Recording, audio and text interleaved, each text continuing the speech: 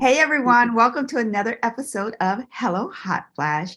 I'm so excited today to be here with Hannah. Hannah, thank you so much for joining me. My pleasure. I'm looking forward to our conversation. So am I, so am I. Hannah Studley is with us again today, and she is a pioneer in the mind body connection understanding. She has turned much of her experience and research into some fascinating novels. We're going to talk about those in a little bit. And her latest book explores hormones and how we are never broken and we don't need fixing. Okay, I really want to know more about that because if we don't need fixing, but Mhm. I know you have the perfect answer for that. So again, Hannah, thank you so much for being a guest today. My pleasure. Yeah, Yeah. so we had an opportunity to talk, and I've been doing some research on you, and you have such a powerful story, a story of how we can all overcome when we're in certain situations. So, can you give us a little bit of, or tell us about your story? Sure. Yeah, thank you. So I grew up in England and I was mugged three times in my early 20s. Now, it's horrendous being mugged one time, but three times was pretty bad. So it was the early 1980s. First one, my skull was fractured in a nightclub when a young man wanted to dance with me. I didn't know him. I pushed him away. Next thing I know, his hand is on the back of my head and he smashed my head into a concrete pillar. And yeah, fractured my skull. The next one was about 3 years later. I was walking in the neighborhood where I'd been living as a student at Manchester University, and three men came out of the dark, slammed me on the ground, and beat the living daylights out of me. They were looking for money. I didn't have any, and so I can remember screaming for my life, terrified they were going to kill me, and they left me, in a pretty beat up bad way on a piece of waste ground. And PTSD was only just being recognized at the time. So in Manchester, basically all I got was have a cup of tea, go home and walk it off. So I got pretty sick. I wasn't eating, I wasn't sleeping. They probably call it self-harm these days. I would punch the wall in absolute anger and then wake up with bruised, swollen hands. And I would hide it from people. I wouldn't want people to know, which is I was dying for people to come and help me. And yet I couldn't articulate it. I couldn't let anybody know what I was going through. So after that one, about a year after that one, I decided to move down to London, where I started my career in the film business, started in the theater and then eventually movies. And I'd been there about 3 years again. And I was riding my bicycle home from the theater that night. Mhm. And a young boy who he caught my eye because he was on a very small child's bicycle, which I remember thinking was weird. Right. And then he got the bike and threw it at me. And I'm riding this way, and it was like bam, like it was like being shot out of a cannon at a brick wall. It was the impact happened all down my neck and shoulders, and he actually broke my neck. I didn't know this for about another 2 years. 2 and C3 were cracked through. Thank God, not the spinal cord, which I think was bruised at the time because I was unable to hold my head up for quite a while. So I had one of those neck braces on, and I got better. I kind of pulled it together eventually, and ended up working in the entertainment business. That took me to California, where I worked on a lot of big movies. I did special effects. I mostly worked for Jim Henson's Creature Shop. If you remember, Jim made the Muppets and Sesame Street and all that wonderful stuff. But we did special effects for other people's movies. I rarely did any Muppet stuff. And so I had this kind of dual life. Part of me was living this Hollywood, dream career, flying around the world and working with the most amazing people. But back when I was in college, I'd actually trained as a counselor. So in between projects, I would do coaching and counseling.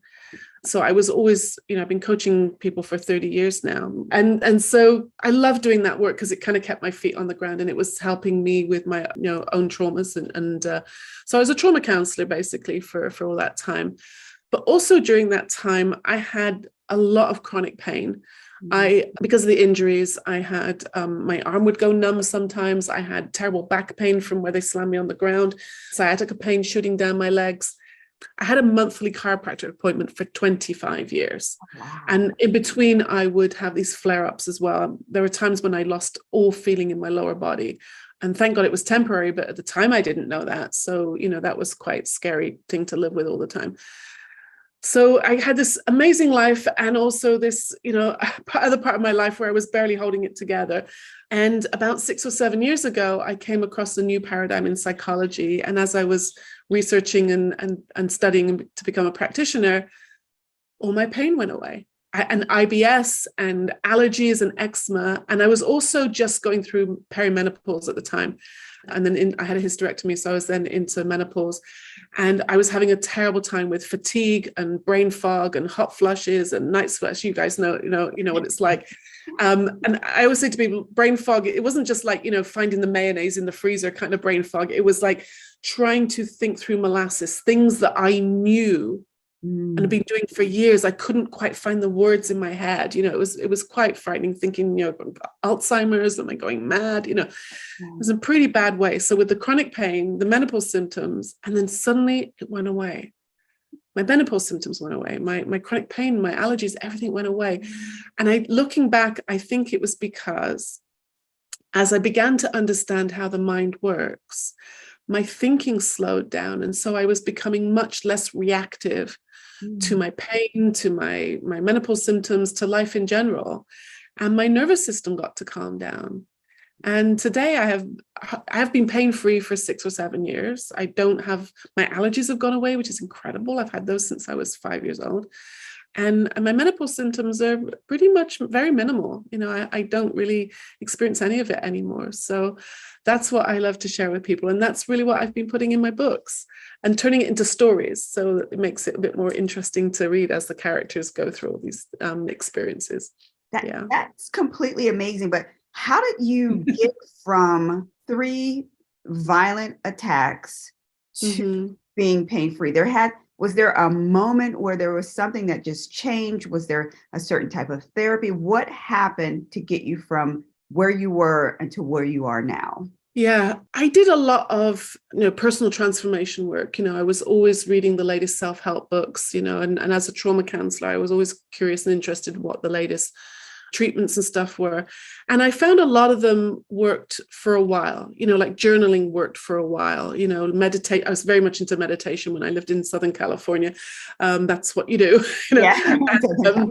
and seeing the latest gurus and, and that kind of stuff. And I found everything was kind of like a temporary fix. And then when it really changed for me was, like I said, about 6 or 7 years ago, when I discovered this new paradigm in psychology. It's called the 3 principles. And the 3 principles are really the foundation of how all those other therapies work. So if anybody's curious, the 3 principles are mind, thought, and consciousness. And if you think about it, if you go from like Freudian analysis all the way through NLP, CBT, DBT, EFT, NPR, BBC, there's like so many. I hear about a new therapy every week. If you were to boil them all down, you would come to mind, thought, and consciousness. Like they're the basic ingredients of how all psychological experience works. As human beings, we all work the same way. We all feel our thinking. We're actually living in the feeling of our thinking, not our circumstances. Because for the longest time, I thought the way I felt was because of, those guys that hurt me, my mother, the ex-boyfriend, the weather, the government, my hormones. I thought that I felt like a victim of my circumstances and my physiology. And then when I started hearing that I was feeling my thinking about those circumstances and those people and those relationships, I think that's where I started to feel safe. For the first time in my life, I started to feel safe in my own skin, in my own mind. And I realized that experience is actually created inside out, not outside in. Because when I thought it was outside in, I had to keep controlling all those relationships and circumstances. Right. Even the hormones, I thought there was something wrong with them and they needed fixing. And I've learned that there was absolutely nothing wrong. And this is how I started to see that we're never broken. Now, that doesn't mean I can't have a broken bone or can't have, go through a heartbreak or something. Right. But the essential me, the essential us, that can never be broken because it's spiritual. You can't break spirit. It has no form, right? We are this incredible spiritual energy that's connected to a divine infinite source, whatever you want to call that, the intelligence of the universe, God, higher power, it doesn't matter what you call it. But when I was in the depths of the PTSD, and I was, it was like living in the basement. It was like I'd forgotten there was sunshine. But then when all it takes is a fresh new thought, and to learn that I didn't have to be frightened by my thinking, I didn't have to be frightened by my experience, it changed my world, and my world started feeling safe. And then my nervous system calmed down, and I think that's why the pain went away. I want to walk through that so maybe a listener will know how to experience that. So let me know if I have it right. So if you're there in your place and you're feeling or thinking about the attack or thinking about whatever is coming at you, is what you're saying is what we need to do is process it, know that it's happening, but change the way that we are thinking about that feeling. Is that kind of it? Or explain that. I would go even further. Mm-hmm. You see, that's what a lot of the self-help work I was doing before was about: changing thoughts, reframing, getting rid of it, meditating it away. That's a lot of work, and it's exhausting. And like I said, it was very temporary, that any relief I got. What I see now is that all thought is moving. It's an energy. It's moving through my mind. I mean, clouds are the best analogy. Like if you look at the sky, there's blue clouds, there's gray clouds, there's black clouds. I like the white ones. I don't want the black ones. Right. Well, good luck trying to arrange those. They're going to move anyway, right? Exactly. And the blue sky isn't damaged by what clouds are going through, or even an airplane or birds, right? Right. The blue sky is always there. We are the blue sky. The blue sky cannot be affected. It never goes away. Even in the middle of the darkest storm, it could be in a tornado, there's going to be a place where you can find peace. There's going to be, because it's going to pass. All storms pass. All clouds move. Every thought we've ever had has moved through our minds. So even if it's uncomfortable, even if it's inappropriate, criminal even, right? It's going to move through my mind, and I'm at free will whether I listen to it or not. I mean, this was news to me. I didn't actually have to listen to my thinking. Wow. Yeah. That's freedom. So I can still have a funky thought. Right. I can still, I'm a human being. I can still have a hurt feeling or, a funky thought, but I realize I don't have to listen to it. I don't have to react. It doesn't have to become part of me. It's moving on. And any work, all the kind of work I used to do, I now see it's a misunderstanding, because if thought is always moving, if I try and work on that thought, it's almost as if I'm dragging that train back into the station and trying to work out how to make it leave. Well, it already left. Right? Right. That's very true. Right. So working on thoughts, trying to change them, manage them in some way, I now see was I actually was messing with the system, because it was creating more stress and more thoughts. And now it's so much fresher and easier just to see that experience. Now, people listening might say, yeah, but you don't know what it's like in my head, or you don't know what I'm going through. And yes, some of us have been through some very difficult things, but I can tell you, I've been through some really tough stuff, and not just the physical stuff, but, like maybe emotional stuff, or some people have some severe diagnoses even. But I guarantee you that if you were to mention any diagnosis, I guarantee you at the root of it, at the beginning of it, was some prolonged stressful thinking. And people innocently get caught up in that. And then we're experiencing our thinking, and we're not present in our lives. And the more present I came in my life, all those physical symptoms I had melted away. I think this is so powerful what you're saying. And I get it, because I've had to, and didn't know that was what I was doing, but I've had to work through some things myself. And it's right. It's like not allowing that thought to sit with you. You're not ruminating on the thought. You're not giving it life and giving it any type of credibility. You're allowing it to pass through. But what I didn't recognize, or what I think is even more fascinating, is when you talk about, for mental health, fine, that's great. But your allergies went away. I don't get that part. I mean, mine went away when I stopped eating meat, but I've had allergies since I was 5. And this year, it's I don't know what's going on. So I'm thinking, maybe you can help me with that, with the passing because it's Right. resurfaced itself after years and years and years.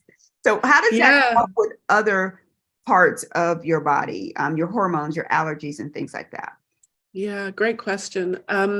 Like my pain went away first, Mm-hmm. and that seemed pretty obvious that my muscles were tight as a result of Right. the tension and the stress. That kind of made sense to me.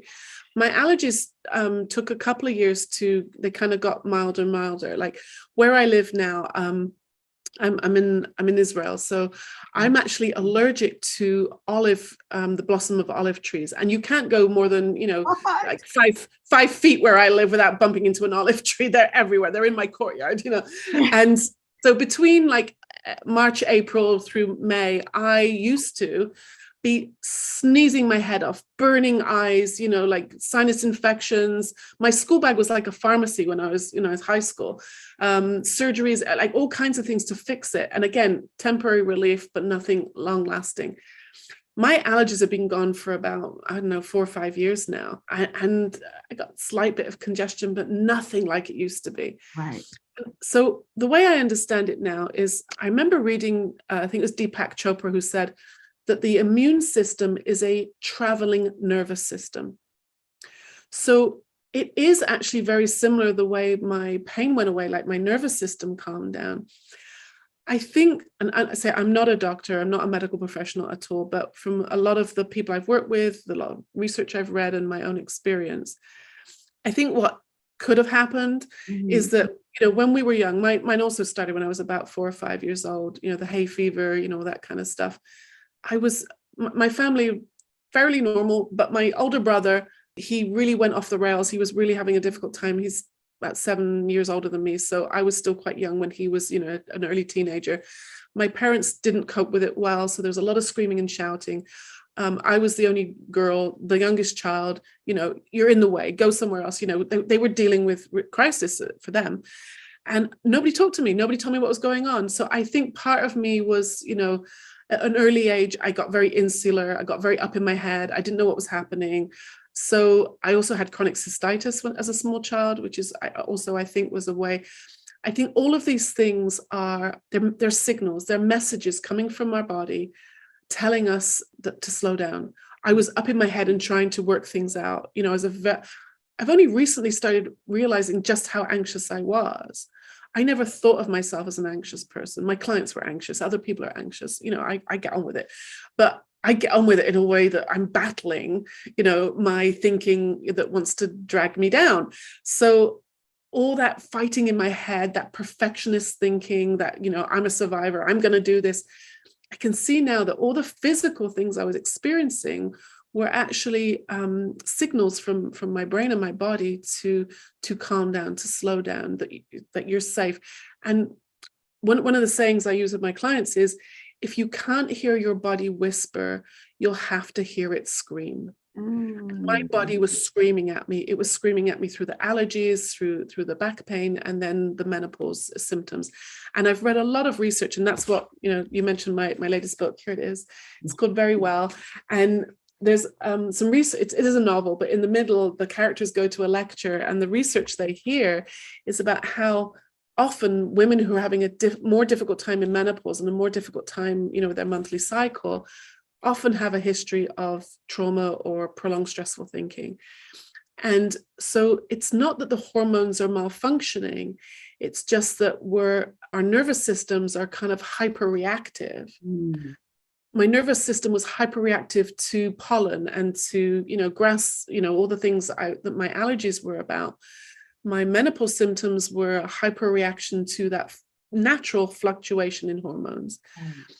And so, like I said, we're feeling our thinking. I'm feeling when I would wake up with a hot flush or a night sweat, I'd be like, oh my gosh, I can't believe this is happening. Why is this happening? Right, can you hear the Yes. right, the reaction? Yes. With my pain, it's like, I can't believe this is still happening. Like, maybe I'm going to go be paralyzed. Why is this going to, like, the sneezing? This isn't fair. I had to deal with it. My reaction, I'm tempted to say overreaction, but let's say hyperreaction is more. It's a bit easier to swallow when you say hyperreaction, was keeping my nervous system in that fight or flight response, which was it's one thing having the physical thing, like your natural fluctuation of hormones. And then you've got this boatload of reaction and stress. And then you've got cortisol and adrenaline and all this stuff is, going into the body as well. And my poor nervous system was screaming at me, slow down and stop. And so as I began to understand this, I think we innocently misunderstand it. It's not fault. I don't want anybody to hear blame or fault in any of this. We all would do better. We'd all do better if we knew better. Now I've learned not to be frightened of a mood or a funky thought or a physical symptom. I can still get a twinge or a slight hot flush, and now I just like, whatever, and then because I'm not reacting to it, it's not activating the stress response, and so it moves through much quicker. I mean, when I was a kid, my teens, I dreamed of being a woman of grace and dignity when I grew up. I'm still dreaming about it, but I think I'm getting right. I think I'm getting there now. Being able to handle life situations with grace and dignity, we all have the ability to do that, unless we're caught up in our thinking and we're feeling the stress and not the situation. So everybody works the same way. We all have an ability to not react. And the more we understand this, the more safer we feel. And so the grace and dignity can come and be part of our lives instead of the stress and trauma. I love that. I love the way you explain that. And I won't go into my own thoughts around what you're saying. I'm like, but in my mind, I'm going, ooh, oh, yeah. Like I now see, even back as a childhood, I can think of a story and I can think of the connection and I can think of stories that I've told myself about and how I hyperreact to some things and how when I made some decisions to make some changes, how some of those pains and aches became less and less. But I also know there's still work to do. So I'm happy that you're having this conversation with us, because being thoughtful about our thinking, I totally believe that it can change the way we feel and react. You're absolutely living proof of that. Yeah, so how did an Academy Award-winning career in Hollywood, working with the Hollywood folks, how did that turn you into someone or lead you to be someone who helps people with chronic health issues? Yeah, it seems like such a different career, and in many ways it is. But the way I personally tie it together is in Hollywood, my job in special effects was to convince you that something was real that wasn't. Like I was making copies of real animals so that they could talk, like Babe, the movie Babe, it's full of farm animals. And when I tell people there are puppets, I made the puppets in that movie, they go, there's no puppets. I say, does your dog talk? and they say, oh, it's computers. I'm like, not in 1993, it wasn't. That's gosh, it's that old now. So, I made wings for John Travolta. John Travolta cannot fly, but we made wings for him. It was all an illusion. Right. I mean, all of Hollywood is an illusion, but even more so the special effects.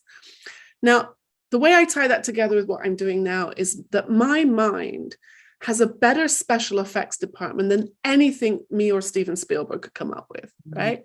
My mind can convince me of all kinds of things that are true that really aren't, right? We convince ourselves that we're broken, that we'll never get better, that no one understands, that when we get into a very low mood, we can convince ourselves that we're not lovable, that we're never going to succeed, it's never going to change. Now, can you feel that kind of thinking is very heavy? I was going to say there was a weight. Yeah. Yes. Like even my shoulders go up when I describe it. So I've learned that when my thinking feels heavy, it feels intense, it feels urgent, not to listen to it. It's unreliable in that moment. And I just want to go back to something you said about childhood. If I go back into my traumas and talk about them from a low mood, it's a disaster. I'm crying, you're crying, like it's going to be horrible. And that's what I did for many years. And I think that's what a lot of what I call low mood therapy does, taking you back in the past. And it feels heavy and intense and it doesn't feel good. Now, I'm not in denial. I can talk, like I have today, I've talked about what happened to me and I can go into quite graphic detail with it of how terrifying it was. But from a better state of mind and a better mood, I can do it with understanding, even compassion. Those guys that hurt me, they didn't know me. They just, that they made a mistake. That was the best they could do with the really crappy thinking they were having that day. And I can do that with compassion and understanding from a better state of mind. So the illusions, like in Hollywood, we were creating all kinds of illusions. You watch a scary movie, you're like, what's happening? Right? Your nervous system is activated from watching a movie, but it's a movie. It's going to be over. I know the same thing about my thinking now. If I have a physiological reaction to my thinking, I know it's going to pass. The movie's going to end, and I'll come back to this moment where I am talking with you right now, having this lovely conversation. I'm safe. I'm okay. In this moment, I'm always okay. And so I see that now. That's how I connect the two.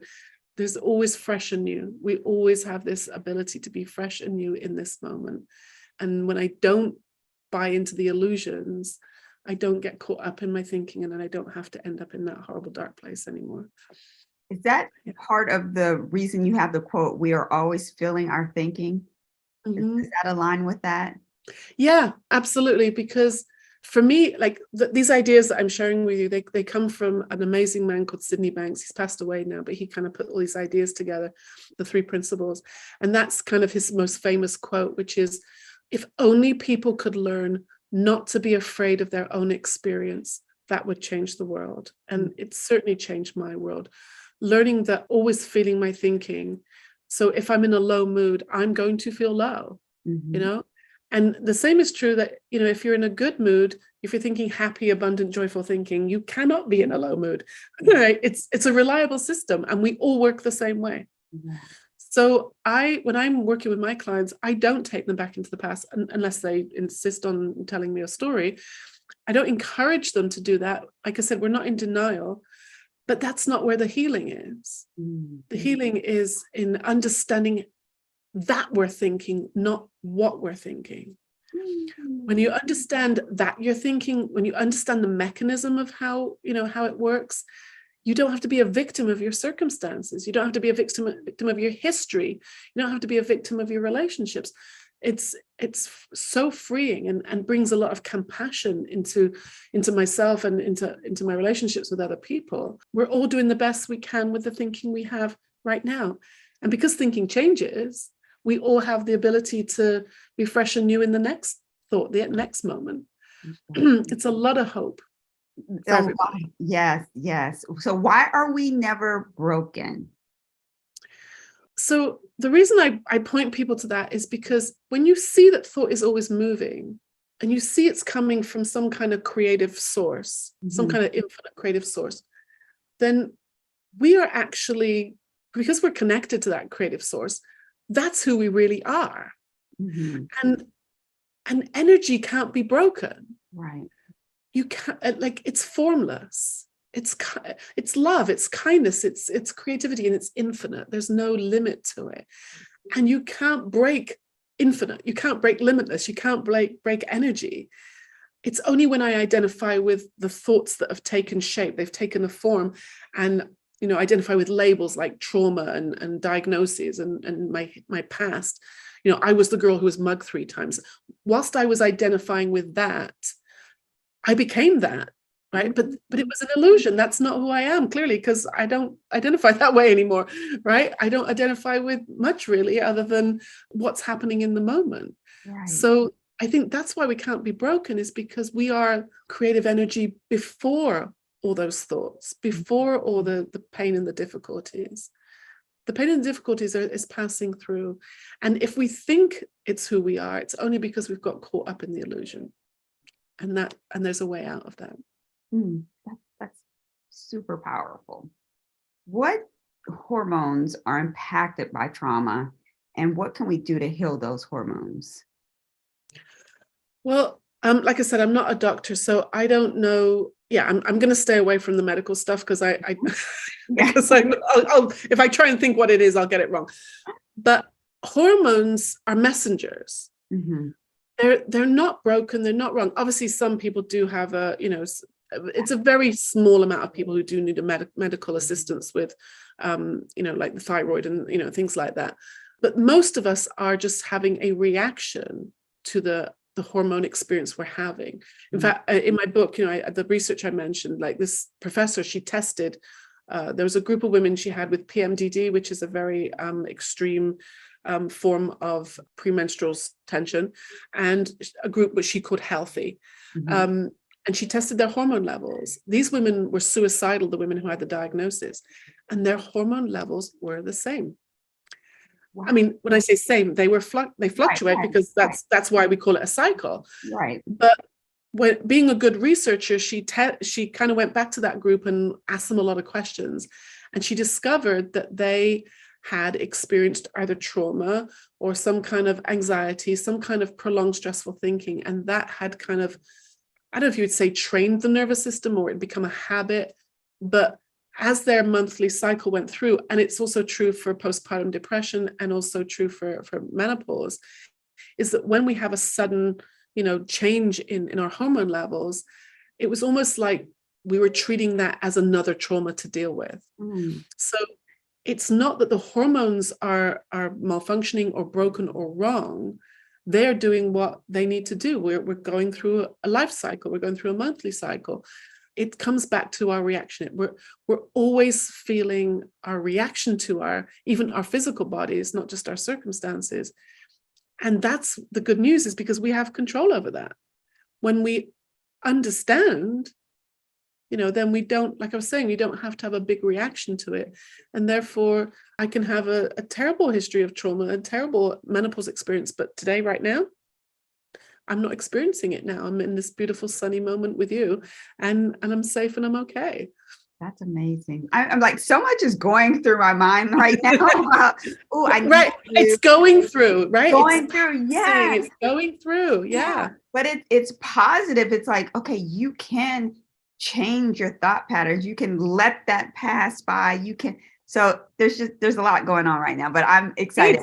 I love when I interview someone and I'm like, ooh, I just got a free coaching session. Yes. I love that. Yeah. And I definitely received an excellent session today. I'm so excited about this.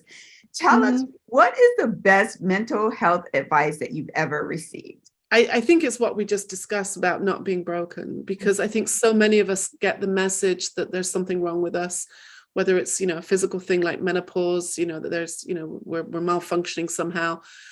Sometimes even see menopause presented as an illness, or whether it's because we've gone through some trauma, or we're different, we're in a difficult relationship, for example. Knowing that you can never be broken, that to me is the most hope you can give to somebody. Yes, we can be in difficult situations sometimes, but when you get in touch with that resilience that everybody has, you will come to a place where common sense and wisdom can kick in and guide you how to deal with it. And then we get inspired, and it's there is a way out. And so I think hope is one of the most best gifts you can give to people. So I hope the ladies listening, whether they're women going through something like now or when we were teenagers, whatever it is, knowing that your body is beautiful and it works with incredible wisdom, and we don't have to be a victim of it, and you can't be broken. I think that's the most amazing gift you could give to somebody. Yeah. Thank you so much. Hannah, can you tell everyone a little bit more about the book and how they can get in contact with you? Yeah, sure. So all 3 books are on Amazon. So the first one is called The Myth of Low Self-Esteem. That's the one about trauma.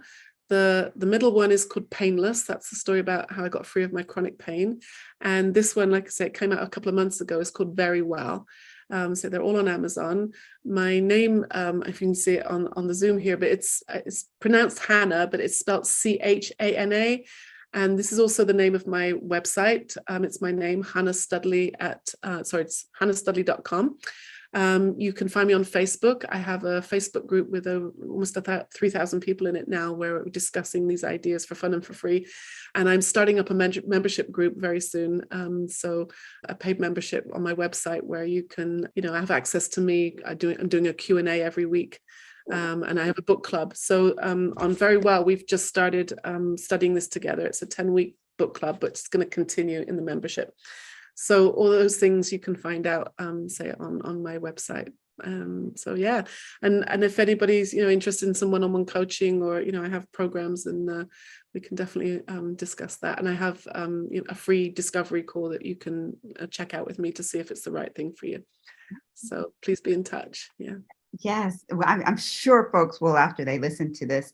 What I will do is make sure that all of those links are in the show notes. So, and they're on my website as well. So, and on all our social media platforms to make sure that people know how to get in contact with you. Thank you so much for your time. This was so exciting and very impactful for me personally. So I appreciate it. Great. I appreciate. Thank you so much for having me on your show. Oh, you're welcome. Everyone, thank you so much for listening in Hello Hot Flash, where we help you control the midlife change. Make sure again to check out the show notes, where we will include links to all the subjects we talked about today.